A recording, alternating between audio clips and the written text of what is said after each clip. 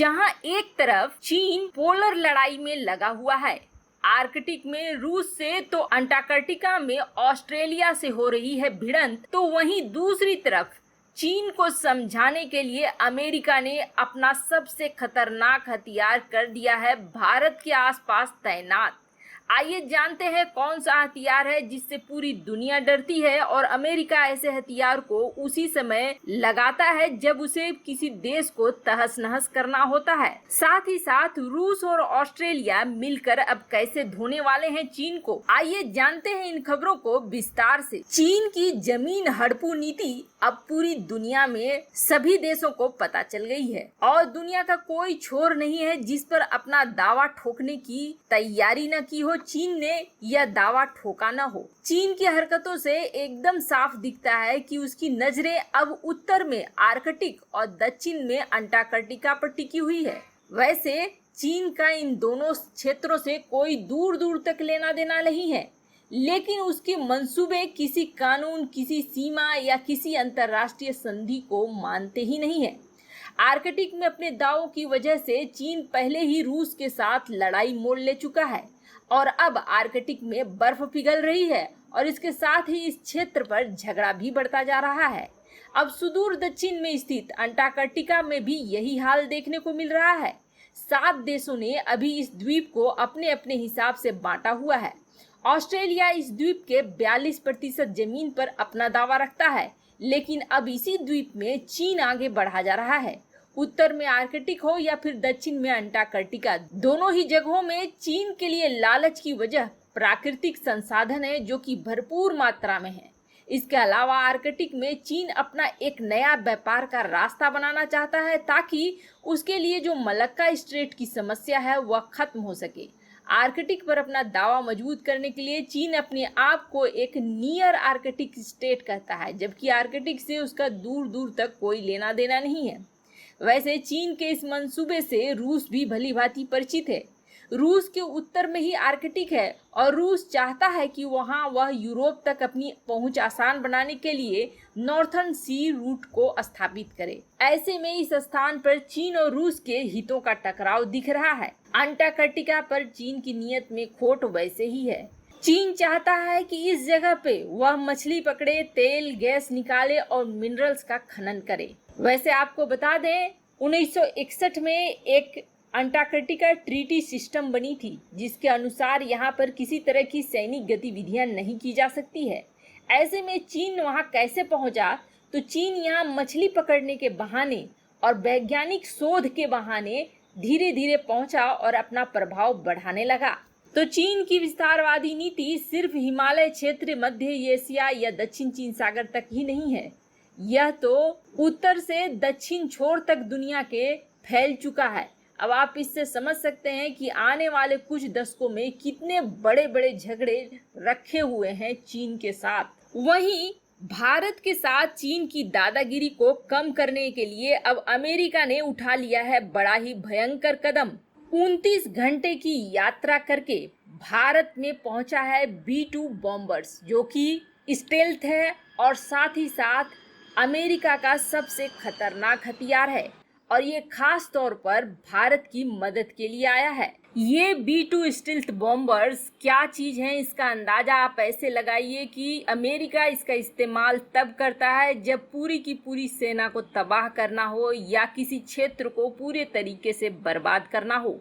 चीन के पास इसे रोकने की कोई ताकत नहीं है, कोई रडार नहीं है जो इसे डिटेक्ट कर सके और कोई ऐसा ब्रह्मास्त्र नहीं है चीन के पास जो इसे रोक सके। आइए जानते हैं कि इसको कहां पे लगाया गया है और भारत को इससे कैसे फायदा मिलेगा। साथ ही साथ जब इसे भारत की मदद के लिए भेजा गया तो अमेरिका की तरफ से जो बयान आया है वह बहुत ही महत्वपूर्ण है। जहां एक तरफ डोंगफेंग मिसाइलों को तैनात करके चीन, अमेरिका और भारत दोनों को आंखें दिखा रहा था, वहीं अमेरिका ने अब एक झटके में चीन की नींद उड़ा दी है।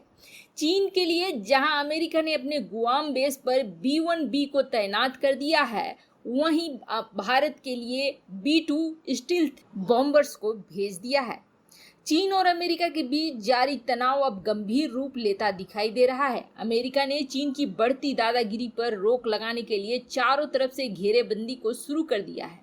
चीन के करीब स्थित गुआम नेवल बेस पर अमेरिका ने लंबी दूरी तक परमाणु हमला करने में सक्षम स्ट्रेटेजिक बॉम्बर प्लेन B-1B को तैनात कर दिया है और यह फाइटर प्लेन लगातार दक्षिण चाइना सी के ऊपर उड़कर चीन को चिढ़ा भी रहा है। B-1B बॉम्बर को अमेरिकी कंपनी बोइंग ने बनाया है। अमेरिकी नेवी और एयरफोर्स इसके 100 यूनिट्स को ऑपरेट्स करते हैं, जिसमें से कुछ एशिया और यूरोप में तैनात है। ये जहाज परमाणु हमला करने में सक्षम है और ये बॉम्बर्स एक बार में 34,000 केजी वजन तक के बमों को ले जा सकते हैं। इसने सीरिया, लीबिया, अफगानिस्तान और इराक युद्ध में अपनी बमबारी से दुश्मनों के पांव उखाड़ दिए थे। यह एक ही उड़ान में दुनिया के किसी भी कोने तक जाने और बमबारी करके वापस आने में भी सक्षम है। वैसे आपको बता दें, प्रशांत महासागर में स्थित इस छोटे से द्वीप पर अमेरिकी सेना की महत्वपूर्ण रणनीतिक मौजूदगी है। इस द्वीप से अमेरिकी सेना न केवल प्रशांत महासागर में चीन और उत्तर कोरिया की हरकतों पर नजर रख सकता है, बल्कि उन्हें मुंहतोड़ जवाब देने और नेवल ब्लॉकेज करने में बड़ी भूमिका अदा कर सकता है। यहाँ 5,000 अमेरिकी सैनिकों की तैनाती रहती है। यह तैनात अमेरिकी स्ट्रेटेजिक बॉम्बर लगातार चीन के आसपास इलाकों में उड़ान भर रहे हैं। चीन के लिए जहां अमेरिका ने अपने गुआम बेस पर B-1B को तैनात कर दिया है, वहीं भारत के लिए B-2 स्टील्थ बॉम्बर्स को भेज दिया है। वैसे B-2 स्पिरिट की गिनती दुनिया के सबसे घातक बॉम्बर्स में की जाती है। यह बम बरसक विमान एक साथ 16 B-6 परमाणु बम ले जा सकता है। हाल ही में इसके बेड़े में बेहद घातक और सटीक मार करने वाला B-61-12 परमाणु बम शामिल किए गए हैं। यह परमाणु रेडार की पकड़ में भी नहीं आता है और चुपके से हमले को अंजाम देने में सक्षम है। यही नहीं, यह दुश्मन के हवाई डिफेंस को चकमा देकर आसानी से उसके इलाके में घुस जाता है। इस बॉम्बर पर 1000 किलो के परंपरागत बम भी तैनात किए जा सकते हैं और यह दुश्मन की जमीन पर हमला करने में सबसे कारगर बॉम्बर माना जाता है। अमेरिका ने चीन को चौतरफा घेरने और भारत की मदद के लिए 3 B-2 स्पिरिट स्टील्थ बॉम्बर्स को हिंद महासागर में स्थित डियागो गार्सिया में तैनात किया है।